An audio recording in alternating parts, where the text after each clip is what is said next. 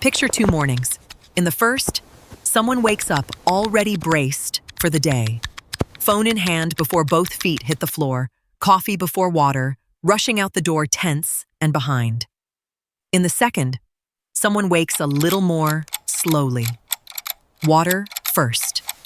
A few minutes outside. A short walk. The phone still face down on the dresser. Same age, same body, but two very different starts. Now, I want to be honest with you right from the top, because you deserve that. Neither morning is magic, and no single habit melts fat off your waistline. What the calmer morning does is stack a handful of small, sensible choices that support your sleep, your energy, and your overall health. And those things genuinely matter, especially after 50. So let's walk through 5 of them. Think of these as gentle adjustments worth trying, not a prescription and not a cure. I'll separate 2 things as we go. What comes from Japanese daily life, which I find genuinely inspiring, and what the research can and can't actually tell us. Those are not the same, and I won't blur them.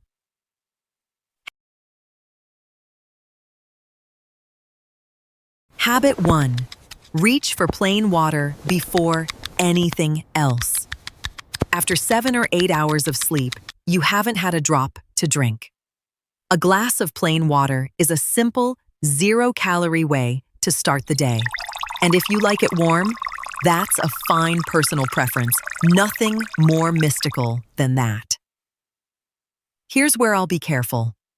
There's some research suggesting that people who drink more water tend to have modestly healthier body composition, but that's an association, not proof that a morning glass shrinks your belly. Warm water isn't a fat-burning trick, and I'm not going to pretend it is. It's just a calm, hydrating way to begin. Try this. Tonight, fill a glass and leave it where you'll see it first thing. Drink it before your coffee.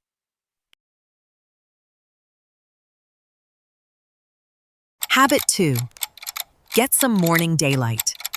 In Japan, a short morning stroll, down to the station, around the block, over to a small shrine, is woven into ordinary life.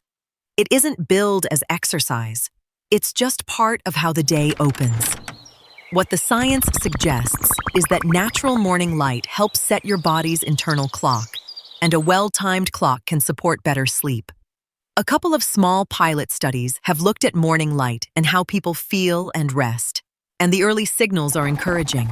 But these are small studies, and I won't claim that stepping outside directly reduces the fat around your organs. It doesn't work that way. Better sleep, though, is worth having on its own terms. Try this. Within an hour of waking, spend 5 to 10 minutes outside, on the porch, in the yard, or walking to the mailbox. Light through a closed window doesn't count for much, so actually step out if you can.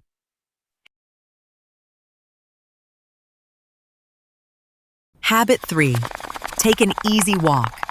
Here, I'll lean on the strongest evidence in this whole video. Regular movement is genuinely good for adults our age.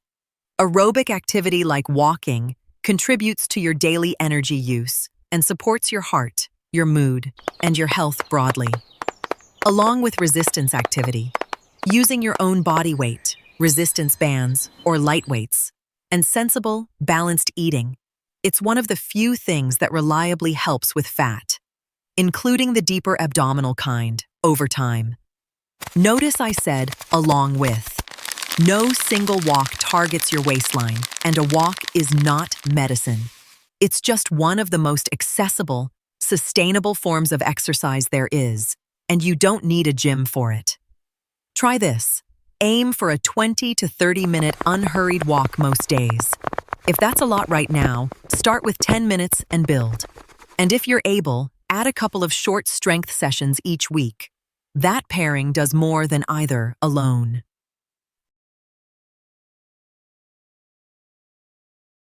Habit 4. Protect a short phone-free window. The Japanese appreciation for a quiet, unhurried start is the inspiration here. The practical version is simple. Give yourself a stretch first thing in the morning without reaching for your phone. Now, the careful part. Some research links heavy smartphone use with higher stress and anxiety for certain people. But that's a pattern across groups, not proof that a morning notification puts fat on your belly. I won't claim it does. What I'll say is gentler and I think more true.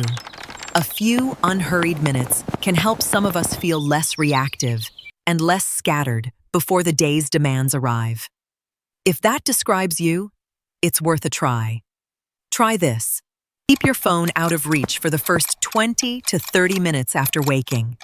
Drink your water, step outside, and let the day start on your terms before the headlines do.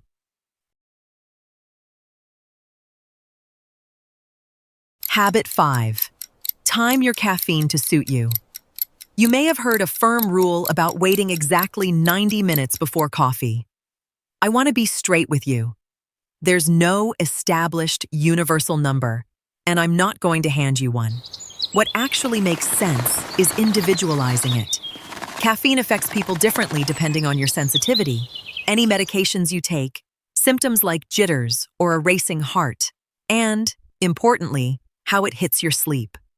For many people over 50, caffeine later in the day quietly steals from that night's rest.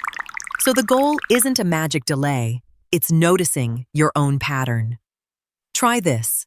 For a few days, pay attention to how coffee affects your afternoon and your sleep.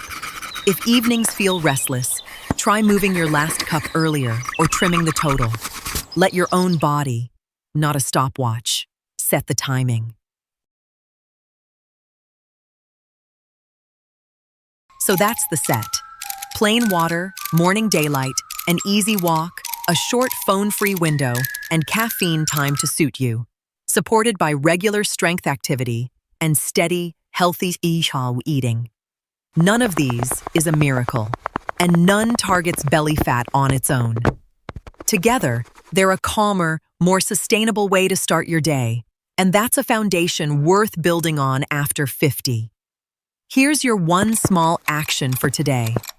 Fill a glass of water tonight and set it where you'll spot it before your phone in the morning. That's the whole ask. Now I'd love to hear from you. Which of these 5 are you starting with, and why that one?